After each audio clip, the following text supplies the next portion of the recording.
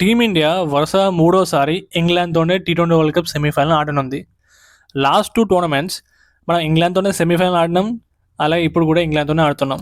ఒకసారి లాస్ట్ 2 టోర్నమెంట్స్లో ఏమైందో చూసుకుంటే 2022 టీ20 వరల్డ్ కప్ సెమీఫైనల్లో ఫస్ట్ బ్యాటింగ్ చేసిన టీమిండియా 20 ఓవర్స్లో 168 రన్స్ చేస్తే చేజింగ్కి దిగిన ఇంగ్లాండ్ ఒక్క వికెట్ కూడా కోల్పోకుండా కేవలం 16 ఓవర్లోనే 170 రన్స్ చేసి చాలా ఈజీగా గెలిచేసింది.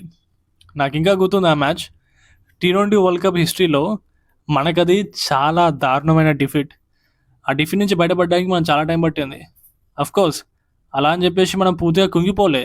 ఇమ్మీడియట్గా నెక్స్ట్ టీ20 వరల్డ్ కప్లోనే మనం రివెంజ్ తీసుకున్నాం ఇంగ్లాండ్ మీద.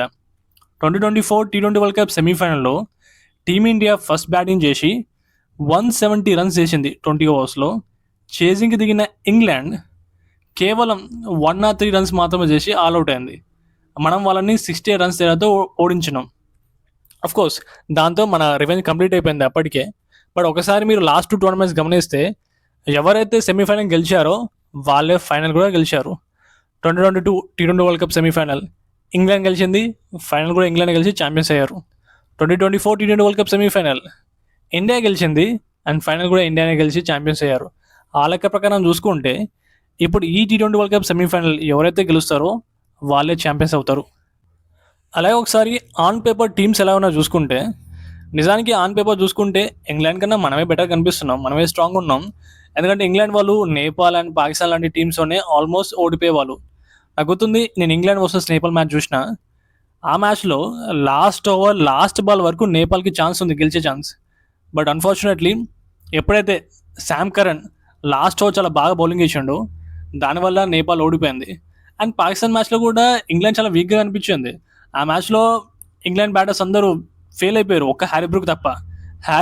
హ్యారీబ్రూక్ ఒక్కడే సింగిల్ హ్యాండల్గా సెంచరీ చేసి గెలిపించాడు, లేకపోతే వాళ్ళు పాకిస్తాన్తోనే ఓడిపోయేవాళ్ళు. బట్ ఒకసారి మన పర్ఫార్మెన్స్ చూసుకుంటే పాకిస్తాన్ తోటి మనం చాలా ఈజీ గెలిచినాం. లైక్ వార్ మొత్తం వన్ సైడ్ అయిపోయింది. సో అలా అంత సింపుల్గా మనం గెలిచినప్పుడు వాళ్ళు చాలా స్ట్రగుల్ అయిపోయారు. అఫ్కోర్స్ ఆ ఒక్క మ్యాచ్తో మనం జడ్జ్ చేయలేం. అండ్ అందరికీ తెలుసు సెమీఫైనల్ అనేది కంప్లీట్లీ డిఫరెంట్ బాల్ గేమ్. ఈ టోర్నమెంట్ మొత్తంలో బట్లర్ చాలా సైలెంట్గా అనిపించాడు. ఇంగ్లాండ్కి బట్లర్ కీ ప్లేయర్. 2022 టీ20 వరల్డ్ కప్ సెమీఫైనల్లో బట్లర్ చాలా బాగా పర్ఫామ్ చేసాడు, అందుకే వాళ్ళు గెలిచారు చాలా ఈజీగా. ఎప్పుడైతే బట్లర్ పర్ఫామ్ చేయలేదో 2024 టీ20 వరల్డ్ కప్ సెమీఫైనల్లో అప్పుడు వాళ్ళు ఓడిపోయారు. So Buttler is very important. ఇప్పటివరకు సైలెంట్ ఉన్న బట్లర్ ఏమో ఈ మ్యాచ్ గెలవచ్చు. జనరల్గా అదే జరుగుతుంటుంది కదా, కొంతమంది కీ ప్లేయర్స్ టోర్నమెంట్ మొత్తం సైలెంట్ ఉంటారు, బట్ ఈ ఫైనల్కి వస్తే చెల్లరగిపోతుంటారు. అలా చూసుకుంటే ఈ సెమీఫైనల్ ఇండియాతో జరుగుతుంది కాబట్టి బట్లర్ ఆడే ఛాన్స్ ఉంది. ఈ లాజిక్ ప్రకారం చూసుకుంటే మన సైడ్ మన పులి అభిషేక్ శర్మ కూడా అసలు ఏం ఆడట్లేడు కదా. ఐ మీన్ ఈ టోర్నమెంట్ మొత్తం సైలెంట్ అయిపోయాడు. సో నేను అనుకుంటున్నా అభిషేక్ శర్మ కూడా ఈ టీ20 వరల్డ్ కప్ సెమీఫైనల్ ఆడతాడని. ఐ మీన్ ఆడాలి, ఎందుకంటే ఇప్పుడు ఈ మ్యాచ్ కూడా ఆడకపోతే ఆల్రెడీ మనం సెమీఫైనల్కి వచ్చినాం, ఇప్పుడు కూడా ఆడకపోతే ఇక టోర్నమెంట్ మొత్తం ఫెయిల్ అయిపోయినట్టే. సో నేనైతే ఒక మంచి నాకే ఎక్స్పెక్ట్ చేస్తున్నా. ఎట్లా సంజు సామ్సన్ లాస్ట్ మ్యాచ్ ఆడిండు, తన వర్త్ ప్రూవ్ చేసుకోండు. సో తన నుంచి కూడా ఒక మంచి నాకే ఎక్స్పెక్ట్ చేయొచ్చు. బ్యాటింగ్ పార్ట్ ఆఫ్లో చూసుకుంటే మన బ్యాటింగే కొంచెం బెటర్గా అనిపిస్తుంది.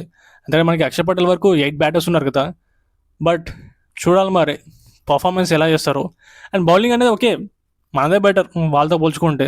బౌలింగ్ విషయం అయితే డౌట్ లేదు. బట్ నాకు తెలిసి టాస్ అయితే చాలా ఇంపార్టెంట్ అవుతుంది, ఎందుకంటే బౌలింగ్ ఏం బెటర్ ఉంది సార్ మనది. బ్యాటింగ్ అనేది ఆన్ పేపర్ స్ట్రాంగ్గా అనిపించినా సరే మనం చేసింగ్ చాలా వీక్గా ఉన్నాం.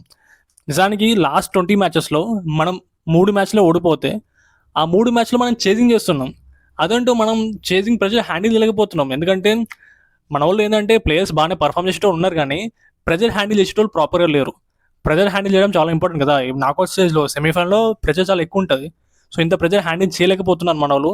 ఎందుకంటే మన మిడిల్ ఆర్డర్ అనేది ప్రిడిక్టబుల్గా ఉంది, చాలా ఈజీగా కొలాప్స్ అయ్యే ఛాన్స్ ఉంది. సో మన పాయింట్ ఆఫ్లో చూసుకుంటే మనం బ్యాటింగ్ ఫస్ట్ చేయడమే బెటర్. ఫస్ట్ బ్యాటింగ్ చేయాలి, మంచి స్కోర్ ఇవ్వాలి. బౌలింగ్ ఎట్లా మన బెటర్ ఉంది కాబట్టి వాళ్ళ మీద ప్రెజర్ పెట్టవచ్చు. లేదా ఒకవేళ ఇంగ్లాండ్ టీం ఫస్ట్ బ్యాటింగ్ చేసి బట్లర్ లాంటి ప్లేయర్ మంచిగా ఆడితే మన మీద ప్రెజర్ పడిపోతుంది. చేసింగ్ అనేది మనకు కొంచెం కష్టం అనమాట. ఇలాగ నేను చెప్పినట్టుగా లాస్ట్ 20 మ్యాచెస్లో మనం ఓడిపోయిన 3 మ్యాచెస్ చేసింగ్ వల్లనే ఓడిపోయినాం. కాబట్టి చేసింగ్ కన్నా బ్యాటింగ్ ఫస్ట్ చేయడం బెటర్ అనుకుంటున్నా. చూడాలి మరి ఏమవుతుందో. That's it guys, see you again.